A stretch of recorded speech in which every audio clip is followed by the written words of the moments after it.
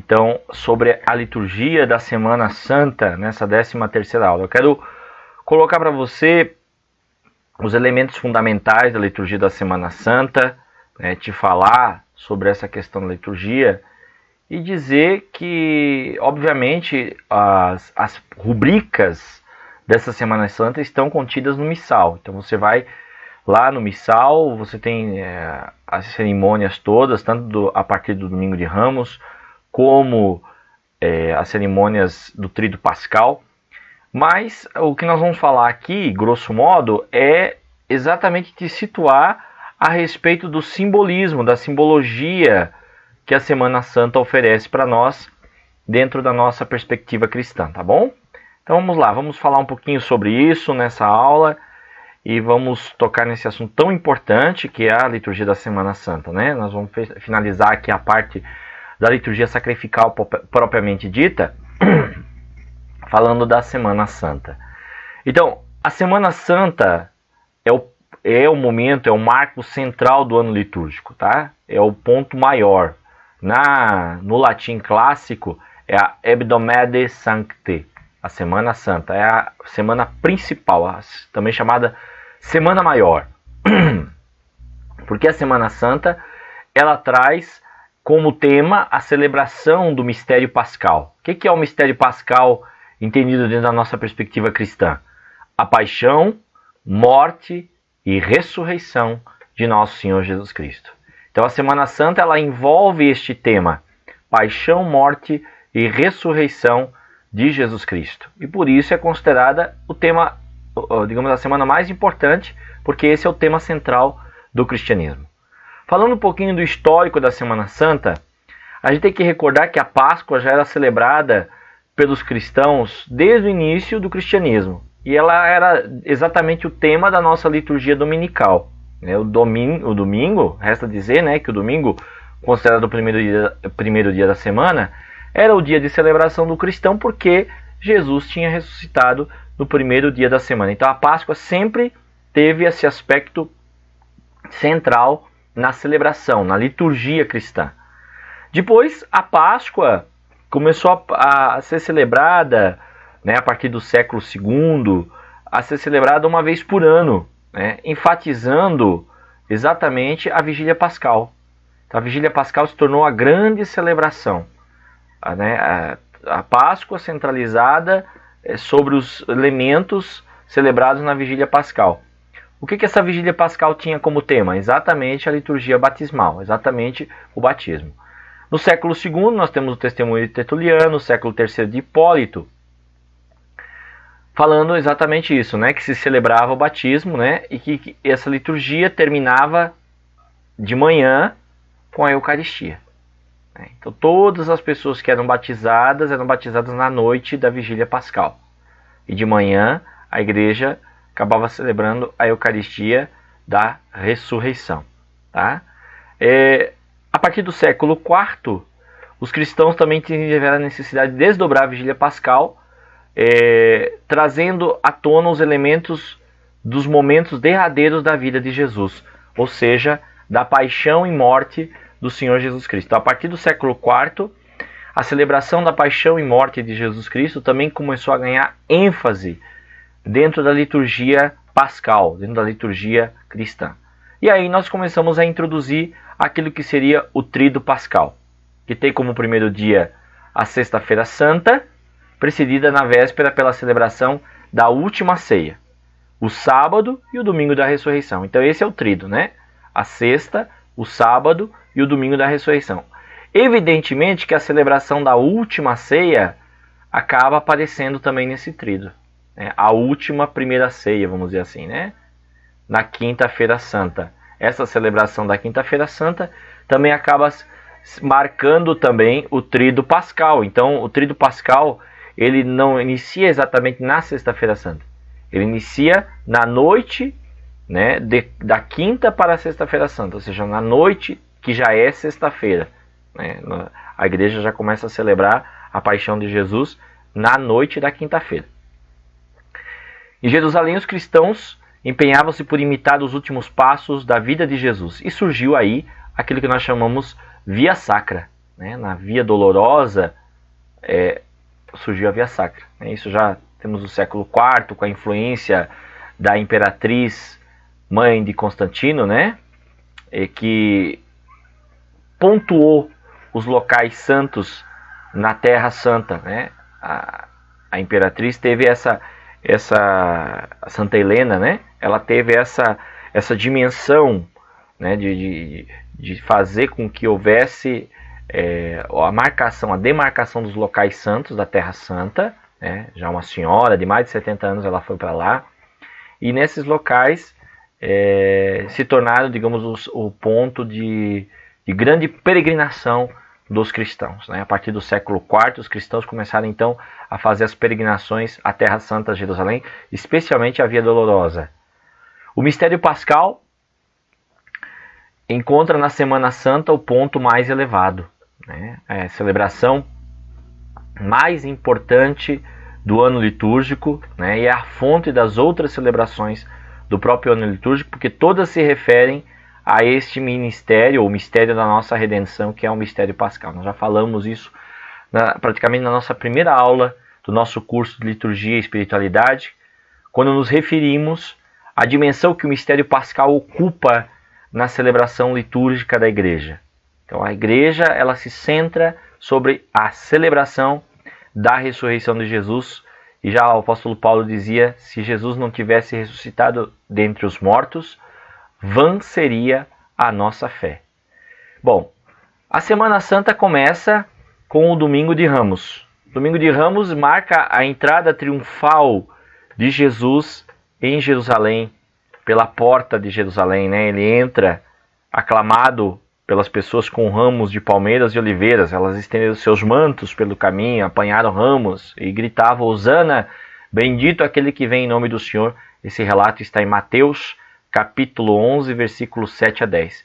E é isso que a igreja recorda nessa celebração, né? A igreja se veste de vermelho, a púrpura, né, da realeza de Jesus. O vermelho quer significar aí a realeza, e ela comemora a entrada de Jesus em Jerusalém, que é a primeira parte da cerimônia, com a bênção e procissão dos ramos.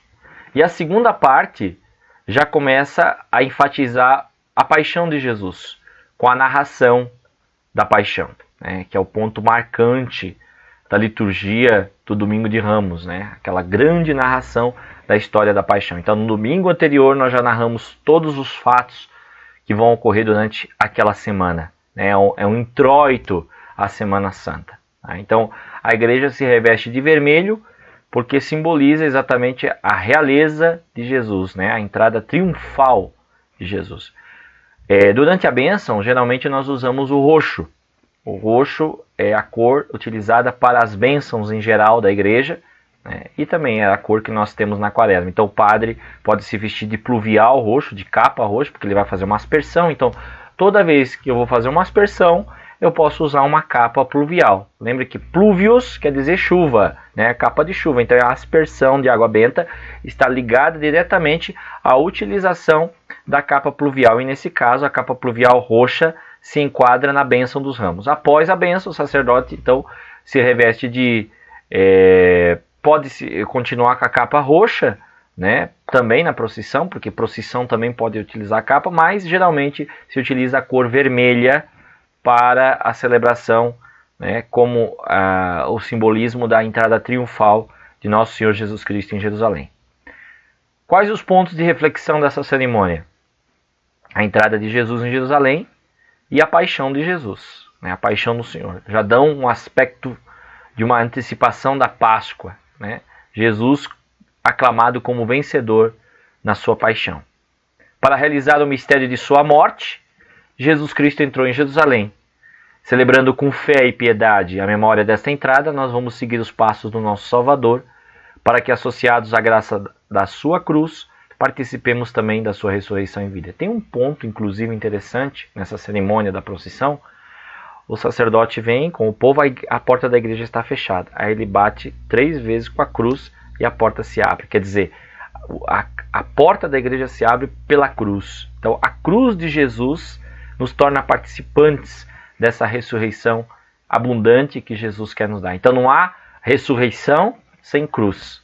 Essa é a grande mensagem que a Semana Santa nos oferece, né, gente? A gente às vezes é acusado como católico de enfatizar na Semana Santa o sofrimento de Jesus, a cruz de Jesus, mas o fato é que não há ressurreição, não há redenção do homem sem cruz, não há vitória para mim, para você, uma vitória pessoal sem o sofrimento, sem a cruz. A cruz faz parte do processo e não há como descartar isso, tá bom? Por isso que é a necessidade de nós vivemos com fé e piedade, seguindo os passos de Jesus Cristo. Aí nós temos segunda-feira santa, terça-feira santa, os ofícios normais das celebrações. Na quarta-feira santa, em algumas localidades, há uma tradição de fazer o ofício das trevas. Esse ofício das trevas, ele remonta justamente ao fato de que na quarta-feira foi a traição de Judas. Por isso ela é chamada quarta-feira de trevas, né? Porque Judas se vendeu por 20 moedas de prata, né? Quer dizer, a traição do Senhor Jesus Cristo começa exatamente nessa quarta-feira. Por isso o ofício de trevas, tá? O ofício de trevas segue, basicamente, o ofício de trevas é um ofício divino, ou seja, tem a recitação dos salmos, tá? Tem o candelabro triangular, que se coloca com 14 velas e mais uma vela na ponta que simboliza a ressurreição de Jesus. Então essas 14 velas representam, nesse candelabro triangular, tá?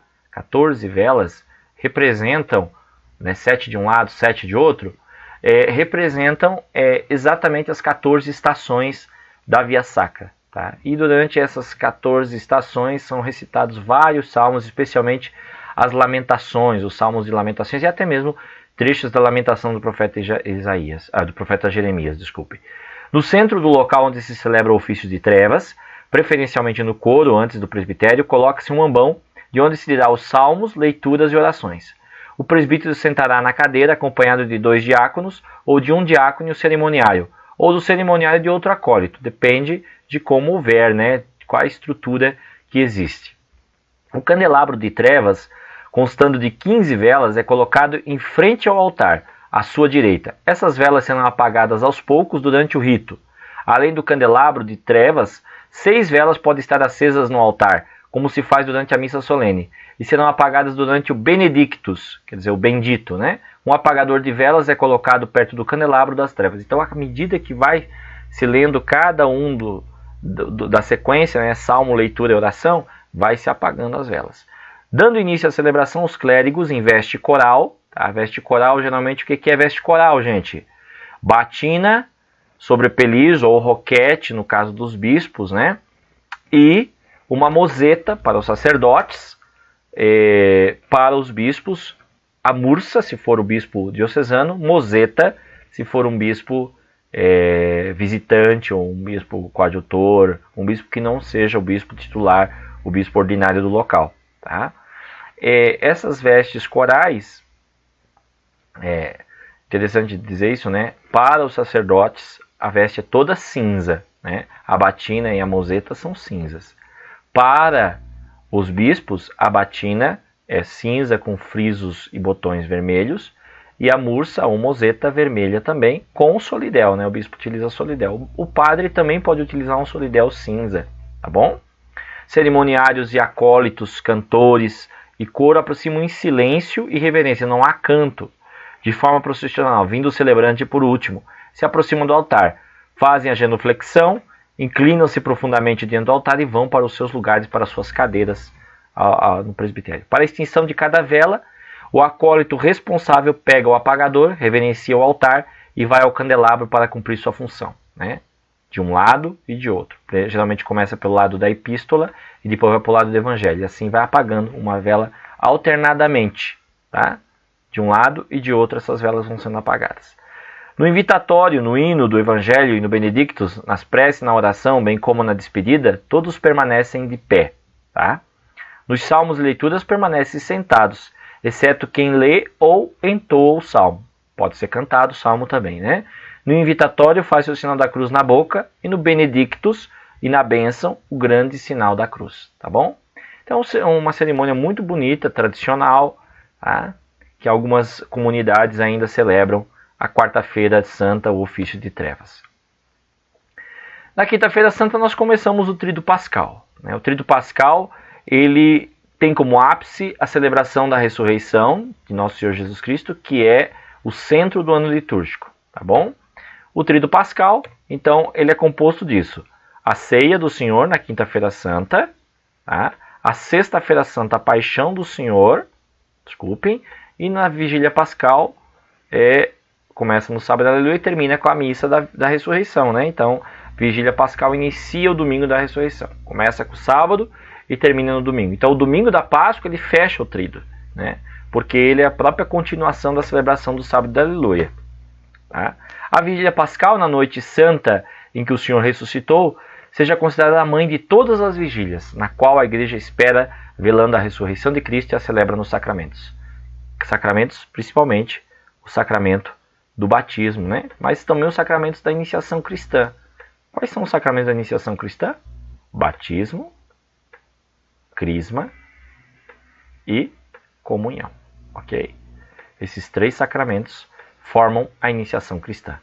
A vigília é o ponto alto do ano litúrgico. Então nós celebramos o ponto mais elevado do nosso ano litúrgico, é exatamente a vigília da Páscoa. A cerimônia mais, vamos dizer assim, se houver uma cerimônia mais importante, essa seria a cerimônia mais importante do ano.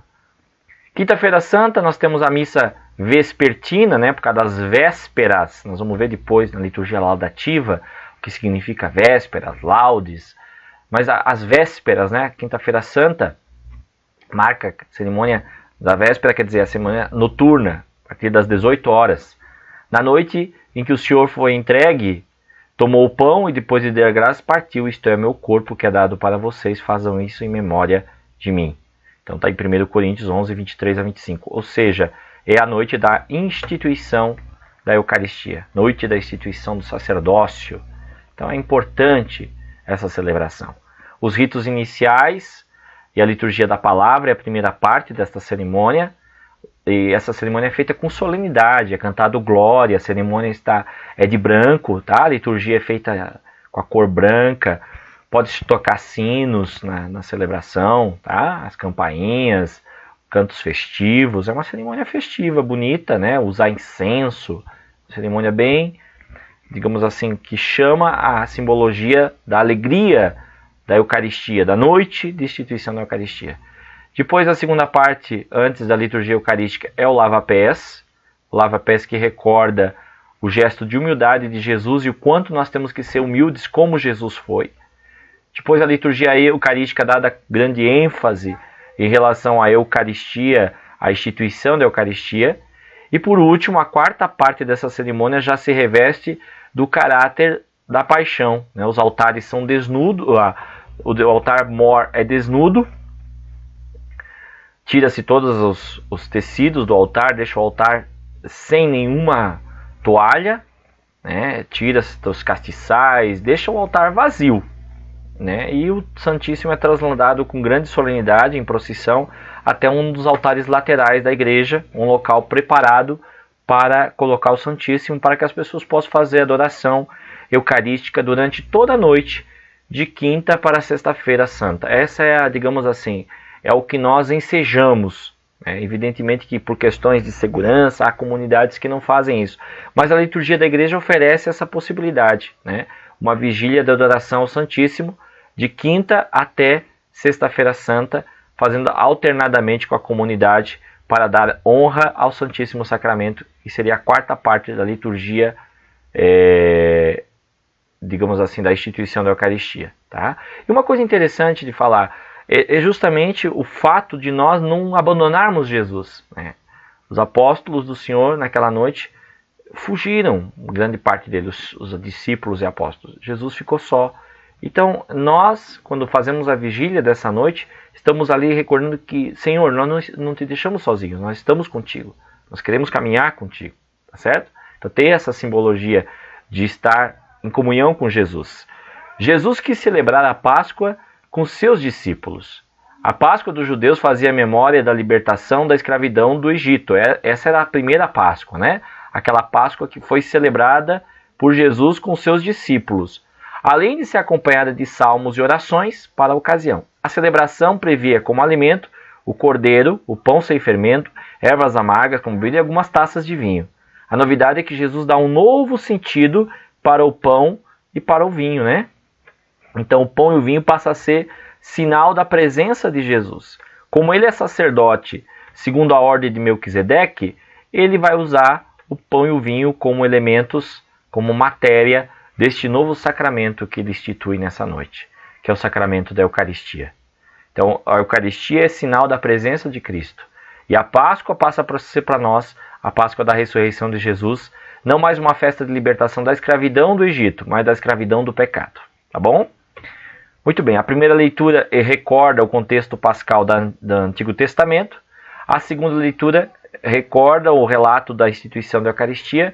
E o Evangelho fala exatamente das palavras de amor do Divino Mestre aos seus discípulos e o quanto nós devemos ter essa condição como seguidores de Jesus, de exemplo e de serviço. Tá? O lava-pés, então, é um gesto de serviço, de doação amorosa ao próximo. Como é que o padre faz para lavar os pés?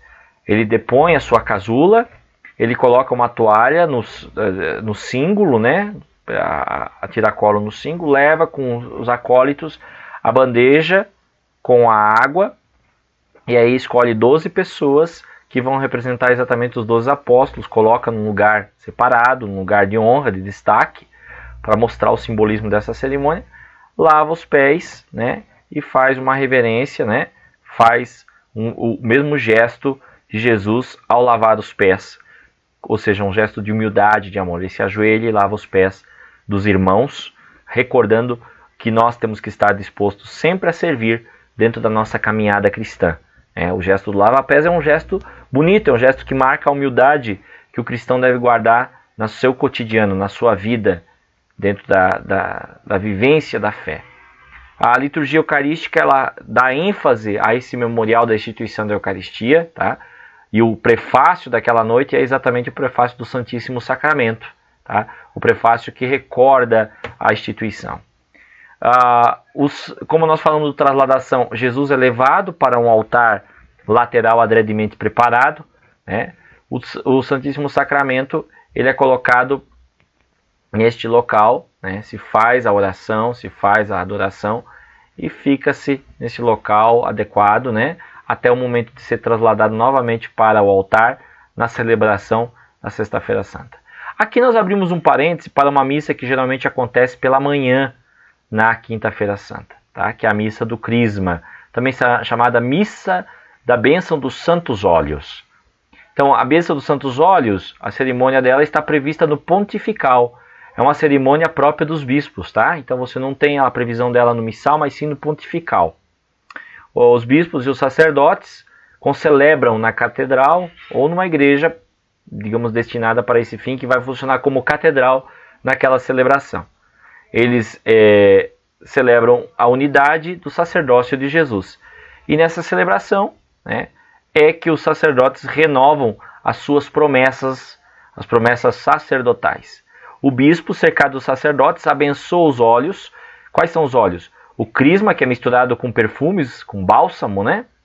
O bálsamo do Peru, geralmente, que a gente chama, né? Que significa o dom do Espírito Santo no batismo, na crisma, na ordem também. Quer dizer, esse perfume que exala é o próprio dom do Espírito Santo, que exala sobre nós a graça de Deus. O óleo para os catecúmenos, quer dizer, o óleo para o santo batismo, e o óleo para os enfermos, também óleo de oliveira, né? Sinal da força que liberta do mal e sustenta na provação da doença. Então essa cerimônia é uma cerimônia especial da igreja para essa finalidade, né? Para fazer com que nós participemos desse mistério. Inclusive, esses óleos que são benzidos nesse dia, no dia da Quinta-feira Santa, pela manhã geralmente, são utilizados durante todo o transcorrer do ano, né? Então cada sacerdote leva para sua paróquia um pouquinho desse óleo para o crisma, o crisma que é usado também no batismo, né? O óleo dos catecúmenos, que é o óleo do batismo, e o óleo para os enfermos, para ser utilizado de acordo com a necessidade paroquial, tá? Outro dia importante desse nosso tríduo pascal, dessa nossa liturgia da Semana Santa é a Sexta-feira Santa. Sexta-feira Santa é a recordação da paixão e morte de nosso Senhor Jesus Cristo. Aqui está o momento da morte, né? Tudo está consumado, inclinando a cabeça, entregou o Espírito. E a igreja ajoelha quando é lido esse pedaço, em recordação da morte de nosso Senhor Jesus Cristo. Segundo a tradição muito antiga, neste dia a igreja não celebra a missa. Tá? Então não há missa de Sexta-feira Santa. Mas ela põe em destaque a proclamação da palavra. Né? Nosso missal traz uma série de leituras e também de orações que a comunidade faz nesse ato da Sexta-feira Santa. Né? A comunidade se reúne não para vivenciar um funeral, mas uma morte vitoriosa, que é a morte de nosso Senhor Jesus Cristo. A celebração da paixão compõe-se de 3 partes, basicamente. A liturgia da palavra, que inclui a oração universal, essas orações feitas por diversas causas, tá? A adoração à cruz e a comunhão. Essas são as 3 partes fundamentais da liturgia da celebração da paixão de Cristo da Sexta-feira Santa. A liturgia da palavra apresenta, então, a profecia de Isaías, por exemplo, trazendo a imagem de Cristo como sofredor, aquele que carregou, né, como uma ovelha muda, os nossos pecados. Né? O Salmo 30, no qual Jesus entrega seu Espírito e representa a igreja abandonando-se às mãos de Deus. Né? Carta aos Hebreus mostra Cristo obediente, que se torna a causa de salvação eterna para todos os que lhe obedecem. No relato da paixão, João, em vez de acentuar os aspectos do sofrimento humano, destaca os sinais da divindade e da glória. É diferente o Evangelho de João, especialmente por esses sinais, né, que João traz, que os outros evangelistas não trazem com tanta perfeição. Né? Por isso que o Evangelho de João é considerado um evangelho cósmico. A oração universal, que exprime verdadeiramente a abertura universal da comunidade cristã para todas as pessoas. E aí, por exemplo, ela começa vindo lá dos judeus e vai ganhando força em todas as comunidades, nós oramos por toda a humanidade nesse dia, né? Pelas autoridades, pelos islâmicos, pelos que estão longe da fé, e aí vai. São uma série de orações que são ditas, oradas ou cantadas durante essa celebração, tá bom? Depois desse ato, a igreja ergue diante dos fiéis o sinal do triunfo do Senhor, que é a cruz. Então, nesse momento, a igreja chama a comunidade de adoração, né? Cantando, eis o lenho da cruz do qual pendeu a salvação do mundo. E o povo responde, vinde, adoremos. Esta cerimônia de Sexta-feira Santa, ela pode ser feita na cor litúrgica preta, na cor litúrgica roxa ou na cor litúrgica vermelha, tá bom? Preto representa o luto, a dor, a morte. O roxo representa a nossa penitência diante da cruz, a transformação que nós almejamos. E o vermelho, o sangue do Senhor Jesus Cristo. Diferente daquele vermelho do Domingo de Ramos, que é a realeza, este vermelho representa o sangue de Jesus vertido por nosso amor para a nossa salvação. Depois, como não há celebração eucarística, há sim o quê? A restituição das hóstias consagradas ao altar para que o sacerdote possa distribuir para o povo. Tá? Então há uma distribuição eucarística. A igreja prescreve neste dia um jejum que se trata de um sinal exterior da participação interior ao sacrifício de Cristo. Então é um jejum que a gente considera importante para a gente poder se sacrificar e sentir também o mistério da paixão de Jesus dentro das nossas almas, tá bom? Ao encerrar a celebração, terminada a celebração, se desnuda novamente o altar, mas se coloca a cruz no local adequado de modo que as pessoas possam adorá-la. Então a cruz vai ficar em destaque. A via sacra e outros exercícios piedosos podem ser também feitos nesse dia, como há em locais que se faz a procissão do Senhor Morto e da Virgem das Dores, né, muito tradicional. São exercícios de piedade que o povo faz e que são adequados também ser feitos. Pode ser feito antes da celebração, geralmente, né? Ou pode ser feito depois, depende da localidade. Mas é importante que sempre se dê a devida atenção ao valor, à importância que esses exercícios têm na vida espiritual da comunidade, especialmente para enfatizar os mistérios da paixão e morte do Senhor Jesus Cristo. O sábado de aleluia, a igreja está junto do sepulcro de Jesus, né? E abstém-se de celebrar o sacrifício da missa até que, após a solene vigília, ela possa esperar a ressurreição. Essas cerimônias da vigília, elas marcam exatamente todos os atos da ressurreição de Jesus, né? Existe um simbolismo muito grande no sábado de aleluia, que a gente vai aqui destacar esses pontos fundamentais. E a liturgia de sábado de aleluia começa assim, com o roxo, né, lá fora, com a bênção. Depois, lá dentro, se coloca o branco, o símbolo da ressurreição, da alegria. Então ela tem essas duas cores, basicamente. Tá? O sábado, aleluia, portanto, é um dia alitúrgico, isto é, sem celebração eucarística. É um dia de contemplação e respeito em face do mistério que a igreja acabou de celebrar na Sexta-feira Santa. Então, durante o sábado de aleluia não há missa, não há celebração. E também os sacerdotes não devem marcar casamento para o sábado de aleluia. Tá? É um dia que você realmente, durante o dia, você deve guardar para a comunidade, se ela quiser fazer atos de adoração, a cruz do Senhor Jesus, a contemplação, ao ofício divino. Você pode fazer também os ofícios, né, de laudes, as vésperas, né, matinas, laudes, vésperas, os ofícios das horas litúrgicas, as horas canônicas, pode ser feito também na igreja, tá bom? É um dia de recolhimento, silêncio e oração. Mesmo assim, não deve ser um dia vazio, mas de meditação, né? Por isso a gente deve colocar para veneração a imagem de Jesus crucificado, do Senhor morto, ou ainda a imagem de Nossa Senhora das Dores, né?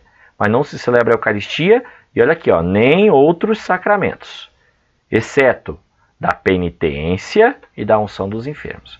Então, cuidado aí, você que está estudando liturgia, você que é o estudante de liturgia, mas também que será um ministro de Deus, se Nosso Senhor permitir,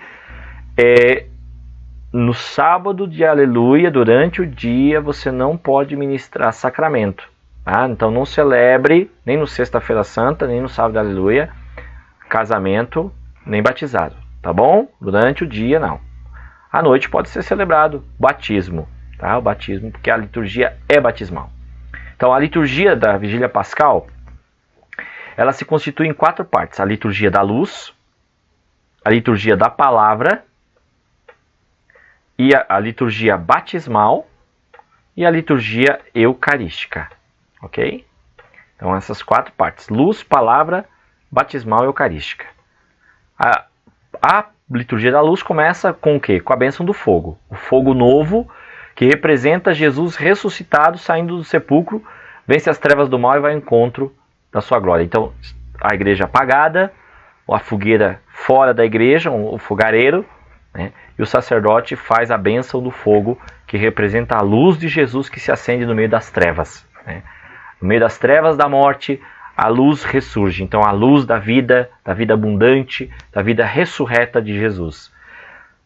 Nesse fogo novo, né, que é abençoado e incensado, né, é também aceso o círio pascal. Então o círio pascal, o padre vai abençoar e incensar as chagas, né, digamos, aquilo que é colocado no círio, né, para representar as 5 chagas de Nosso Senhor Jesus Cristo, e abençoa também o círio pascal, né, marcado com o ano, com aquele ano que você está, porque isso representa a presença de Cristo durante todo o transcorrer do ano. Esse círio, inclusive, vai fazer parte da liturgia batismal da igreja durante todo o ano litúrgico. Todo o ano litúrgico vai estar lá o círio pascal, representação clara da presença de Jesus Cristo no meio de nós. Tá? Os fiéis carregam as suas velas, né, acesas no círio pascal, porque representa a comunhão nossa com a luz de Jesus. Então, a luz de Jesus, que é ressuscitado, vai contaminando toda a humanidade, vai contagiando toda a humanidade com o seu fogo santo, com o seu fogo novo, né, a renovação. Aí os fiéis entram na igreja, né, na procissão do círio, e lá no altar é cantado o Exultet pelos sacerdotes, né, ou se houver diácono, pelo diácono. Né. O Exultet é a aclamação solene da Páscoa. Então, exulte de alegria a igreja, né, pelo mistério pascal, tá bom? Então, exulte é cantado nesse dia. As leituras bíblicas são 9 ao todo. Tá? 7 leituras do Antigo, recorda os fatos principais da ação de Deus. A Epístola, o Evangelho, mostra como Deus realiza em Jesus Cristo as promessas feitas ao longo da história da salvação. Tá bom? Desde os primeiros séculos, a igreja ligou a celebração do batismo à noite da Páscoa. Um aspecto relevante é a bênção da fonte, indicando a graça do batismo não vem da água, mas do Espírito Santo. Tá bom? Após a administração do batismo, toda a Assembleia renova as promessas batismais. Isso indica que o batismo é um compromisso que o cristão deve renovar e assumir a cada dia. Então, nessa noite, é possível batizar cristãos, é aconselhável, inclusive, porque era, de fato, esta noite, a noite que, tradicionalmente, a igreja, né, por meio dos seus bispos, ministrava o sacramento da iniciação cristã. Aqueles catecúmenos que tinham se preparado ao longo de todo o ano iam receber os 3 sacramentos nessa noite. O batismo, a confirmação e a Eucaristia. Iam participar da liturgia eucarística também. Tá certo?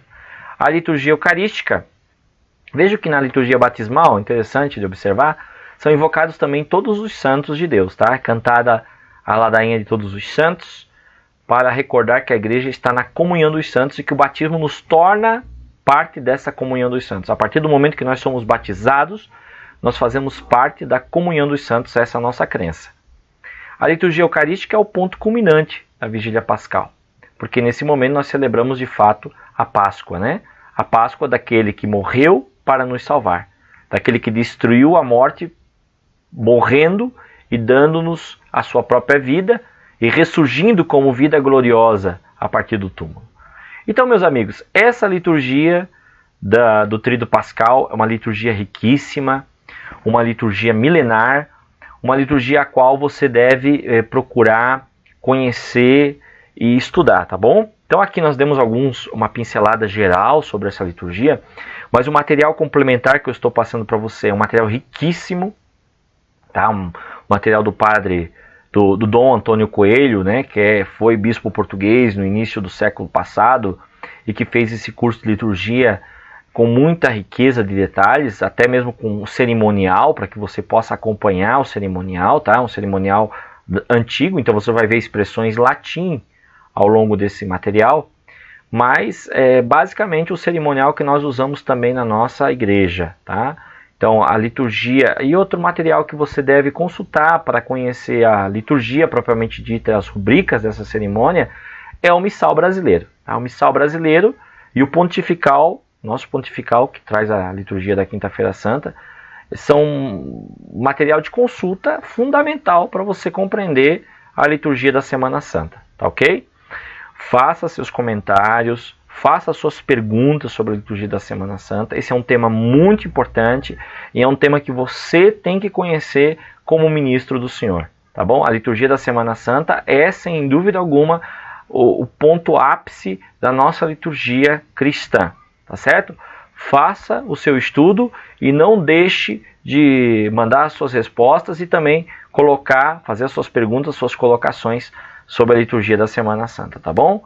Um forte abraço e firmeza aí no conteúdo, nos estudos, tá bom? Coragem, vamos em frente!